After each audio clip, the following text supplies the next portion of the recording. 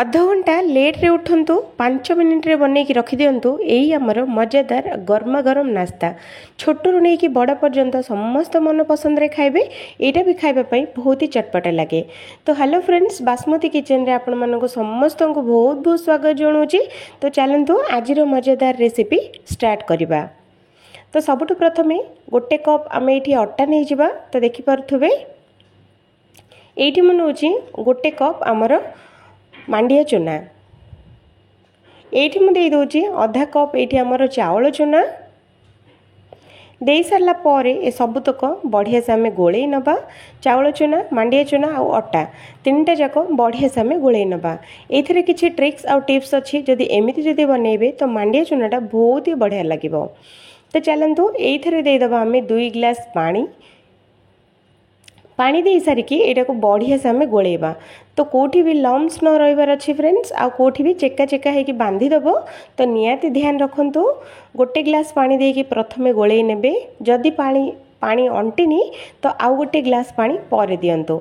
तो मोर eighty पाखापाखी 2 glass पानी मोर लागिची।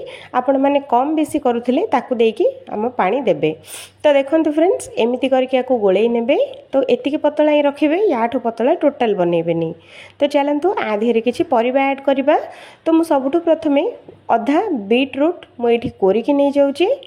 गोटे मीडियम साइज रो पियाज लंबा हिसाब रे पूरा पतला काटिके एठी हमें देई दबा। आ ढेर सारा एठी धनिया पत्र टेस्ट बहुत बढ़िया आसीबो। तो सेहित पई धनिया पत्रटा स्किप करिवेनी।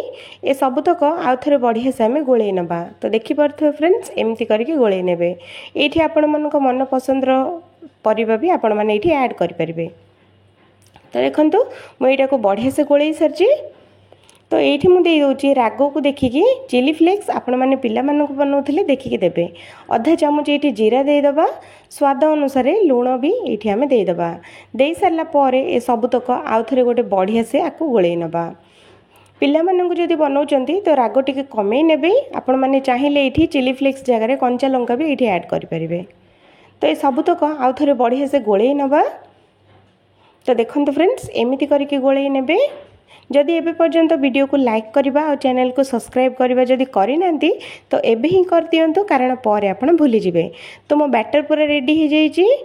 एठी हमें पैन बसैबा। पैन रे 2 चामच एठी हमें बैटर रे दबा। बेसी एटा पतला बनैबानी, बेसी मोटा बनैबानी, मीडियम साइज रे जेमिति कि हम चकुली पिठा सेम सेमिति ही रहिबो। याठू ना बेसी पतला बनैबा, याठू बेसी ना मोटा बनैबा। तो चकुली पिठा टाइप रो ही कले खाइबा पई बहुत बढ़िया लागिबो। तो ये 2 चामच देकी गोटे बराबर ये आम बुले चकुली पिठाटा को ये पकई नवा। तापर तेल उपरे गोटे चामच तेल ये आम देदबा। प्रथमे पकेबानी, एमिति पकेले आमर चकुली पिठाटा बहुत ही क्रिस्पी, बहुत ही टेस्टी लगी थाए। तो गोटे साइड बढ़िया से आमर फ्राई हो गलानी। एबे आम उल्टे नबा आ गोटे साइड को। तो देखंतु फ्रेंड्स बहुत ही बढ़िया लगिबो, बहुत ही टेस्टी लगिबो। निहाती थरे बनातु। तो देखंतु एपट सेपट को उल्टे की पूरा क्रिस्पी होला पर्यंत फ्राई करबा। तो मु बाहर करि नउची, आ गोटे मु आपण मानको पकेकी देखौची। तो देखंतु फ्रेंड्स 2 चामच एठी हम बैटर दबा। ना बेसी पतला ना बेसी मोटा करके हम ये करबा। जेमिति हम चकुली सेमिति ही पकेकी एटा बनेबा। तो देखंतु गोटे बराबर मु एठी बुलेकी नेची। तो एमिति करके बनेबे। तो या ऊपर आउ गोटे चामच तेल ये आम देदबा। यहाँ 5 मिनिट रे बनी जीवो, बहुत लेट जमा हेनी। भल लगे निहाती थरे बनातु।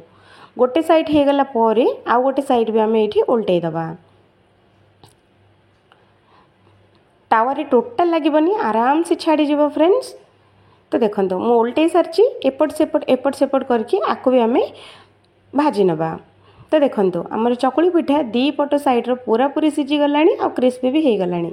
तो चलंतु ए चकुली पिठाटा भी हमें बाहर करि नबा। तो देखिया पई जेति कि सुंदर लागुची, खाइबा पई ताठ भी बहुत मजा आसी जिवो। तो देखो फ्रेंड्स आज आमर मांडिया चकुली पिठा पूरा बनिकी रेडी हो गलानी। या सांगे ना तरकारी भल लगे ना आमर चना तरकारी भल लगे खट्टा जिनस आ चीनी सांगे ये चकुलीटा खातु देखिए बहुत ही बढ़िया लगे।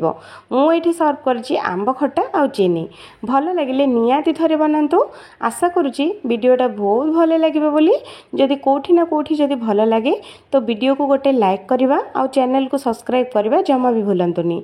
तो मुझे आउ थे देखा आ गोटे नुआ आ गोटे फ्रेश वीडियो रे से पर्यंत चैनल टी को निहाती सब्सक्राइब करनियंतु। वीडियो बनैबाटा बहुत ही कष्ट फ्रेंड्स, से गोटे लाइक देवा जमा